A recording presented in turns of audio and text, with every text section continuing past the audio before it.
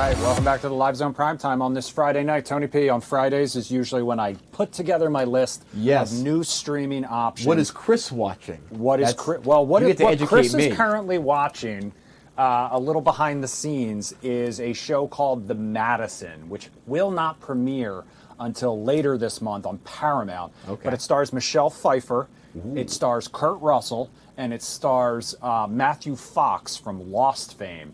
And this is in the Taylor Sheridan universe. That's right. What was that movie? Vantage Point with Dennis Quaid when he plays the corrupt Secret Service agent Matthew Fox, right? I haven't seen that one. It's actually a really good movie. Well, anyway, that's what I am currently watching because I'm going to interview some of the cast members from that on Monday. So I'm trying to get caught up on the show. I'm watching it before it even comes out so that I can talk to them all about it. But that's what I'm currently watching. But I wanted to share some options for you to watch this weekend and beyond. I'll be honest with you, Tony P. This has been kind of a stacked year so far. What to watch? So we're starting off with a show called American Classic. This follows an actor after a public breakdown. The Broadway star finds himself back in his hometown, the family theater he once left behind. He tries to save the town, the theater, and his own pride by staging a great American classic on a dinner stage budget. Wow. Listen to the cast on this one. Kevin Kline, Laura Linney, John Tenney, Tony Shalhoub, and Aaron Tveit, which I don't know if I'm pronouncing his last name correctly. But if you ever saw Grease Live right here on Fox, Aaron played Danny Zuko. So he's got a lot of Broadway credentials himself. That one's streaming on MGM+. We've also got DTF St. I've been waiting for this one.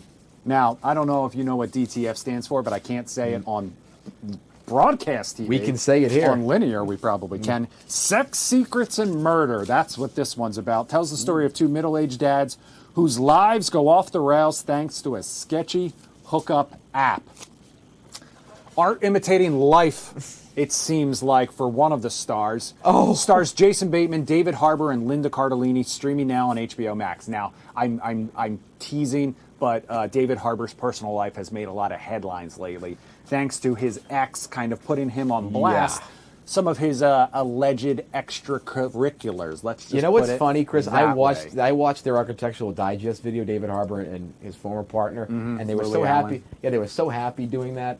And then, imagine where they are now. It's like, whoa. Didn't go well if you saw the dress that she wore recently. Next up, we've got Young Sherlock. It tells the story of the legendary detective's origins in 1870s Oxford. What's interesting about this is, remember those movies with Robert Downey Jr. and Jude Law? Yes. The Sherlock Holmes ones? Guy Ritchie created and directed those. Guy Ritchie created this. It's inspired. Same universe.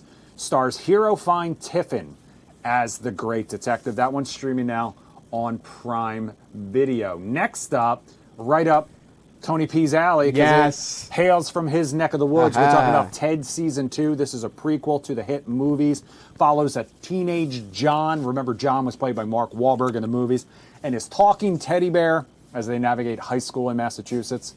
It stars Max Burkholder and Seth MacFarlane. Seth MacFarlane, creator of Family Guy. He's the voice of the foul-mouthed bear. That one's streaming now on Peacock.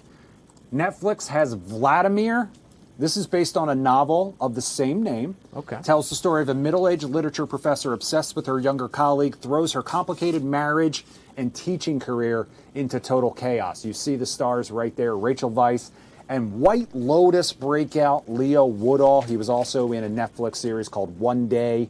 Also, John Slattery. I know you're a Mad Men fan. Yes. It's got John Slattery as well. Streaming he adds now a whole level on Netflix. To a show. He's really good, really intense. He is great. Netflix also has War Machine. This is Alan Ritchson from Reacher, as well as Dennis Quaid, who you just mentioned. One last grueling mission during Army Ranger training. A combat engineer must lead his unit in a fight against a giant otherworldly killing machine. It's gotten good reviews, actually. Yeah, streaming now on Netflix as well. All right. If you're more into the erotic dramas, Outlander. I know I am. Outlander Season 8. This is a time-traveling romance if you're a fan. This is the final season. Streaming now on Starz. This weekend, HBO Max has Rooster. This tells the story of an author who heads to a college campus to help his daughter, and who's also a professor, after her husband leaves her for a grad student.